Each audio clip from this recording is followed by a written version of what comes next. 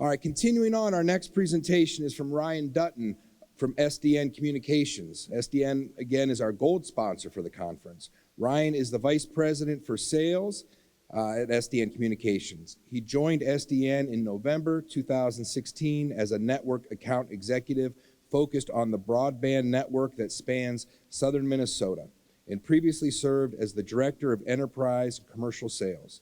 Ryan will discuss the benefits of a hardened data center for cybersecurity. Please help me welcome Ryan to the stage. Good morning. Thank you for that warm welcome. All right, so a couple of things that the General talked about that really resonated with me before I jump into the presentation is he was talking about the general skepticism of kind of rural America when he was talking about South Dakota and whether or not we had concern about voting security and all of those things. And it reminded me of another rural community that I'm aware of in the Midwest, and it's called Welcome. And the old joke in our area is that Welcome, the tagline should be the city where everyone's welcome except for you, because there's a lot of skepticism in rural America. So maybe think of that in the beginning. And kudos to whoever generated the playlist this morning. It felt like I was back at my high school prom, so that was kind of fun too. So well done on that. All right, so good morning. I'm Ryan Dutton, Vice President of Sales for SDN Communications.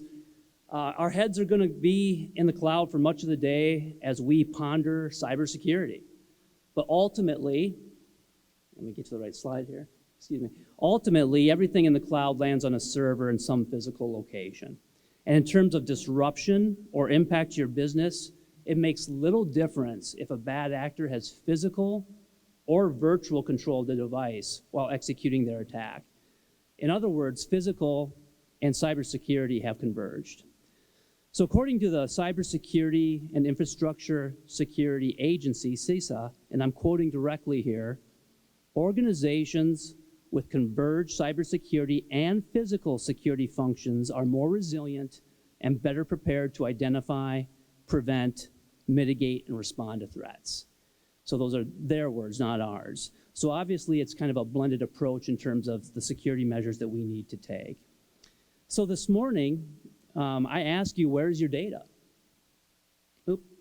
So as we look at the actual slide here, I'm going to talk about the facility and take a few minutes to talk about SDN's data center and the benefits for local businesses and being housed in a secure facility, because we're expanding, doubling the size of our data center. Many of you have likely passed our facility, which goes by La Mesa Drive and crosses Interstate 90, or it's very close in proximity to the Boys Ranch, so you've probably seen it. But as this photo shows, we already have the shell of Pod 2 complete. Our Vice President of Engineering likes to joke that right now with the big open concrete space, it'd be a wonderful opportunity for somebody to go skateboarding or roller skating. It would be a real hit with your kids for some kind of birthday party or something to that effect, because we're obviously building out that space, as we speak. So a little history on the site we now call the Mark Schlanta Technology Park in honor of our late and longtime CEO. A little background, if you'd allow me. Mark worked with SDN's 17 owner broadband companies in South Dakota to create this data center as a secondary location for SDN, because SDN serves the state's healthcare, banking, government, education, and other critical sectors. We needed a place to back up the 50,000-mile fiber optic network should anything happen to our main facility in Sioux Falls. I can imagine what the discussions were like at that time with Mark and our board. This was before my time at SDN, and it probably boiled down to the question, what happens if something via a natural disaster impacts, our location here at our main hub? How long would it take? And where would we go to actually spin up services for all the critical services that we support? And I suspect that the answer to that question was less than satisfactory, and thus, the Mark Schlanta Technology Park and those discussions were born out of that.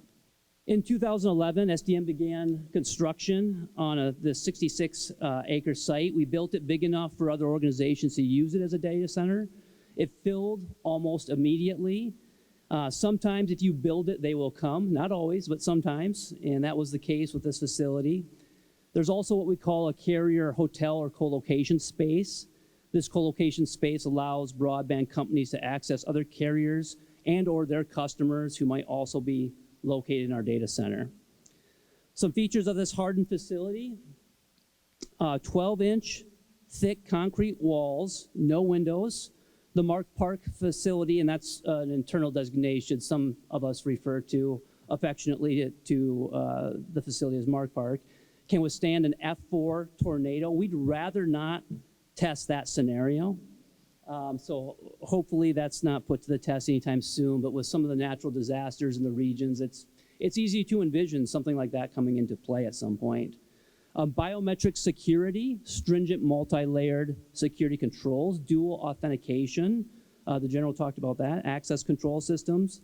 And as I said with the co-location space, we have diverse access to metro, statewide, and regional fiber networks. Another key component is the fact that we have diverse power, diverse power from different providers to our main facility in Sioux Falls and also out to Mark Park. So in the event something would happen, it makes it less likely that the grid would be down in both scenarios. Plus, we have a 2-megawatt generator there as well. The space has temperature and humidity control, specialized smoke detection, and fire suppression. So many of these features were originally envisioned as part of best practices for business continuity and disaster recovery, but their application is multifaceted. In recent years, Russian hackers placed malware into Ukrainian electrical utility, causing blackouts. This virtual attack, causing a real-world impact, emphasizes how a hardened facility with multiple power supply options mitigates risk. In the ramp up to the 2022 invasion, Ukrainian internet was attacked multiple times on multiple fronts, so just another example, in an effort to disrupt communication, emphasizing the need for cyber hygiene as well as diverse services and routes. So here's a drawing of the space. Pod 1 is 25,000 square feet with 10,000 square feet of raised data floor space. Pod 2 will match that, and we can add 2 additional pods to the west of the current structures. Pod 2 is an open shell space that can be built to suit for your data center needs or other hardened space needs. And we've also had inquiries regarding just general hardened space that are separate and unique from necessarily a data needs. So we have several local prospects looking at that space, and a big thank you to the marketing team that's had a lot of publications, blogs, interviews, and media attention on the facility, and that's driven a lot of interest, and we're thankful for their efforts. So if you're serious about evaluating your data, evaluating where your data is housed and want to learn more, please visit our website or touch base with our staff that's attending the conference today. So thank you very much. We're pleased to be a gold sponsor of the event, and I hope you enjoy the breakout sessions, and we look forward to networking with you during several of the networking breaks. Thanks a lot.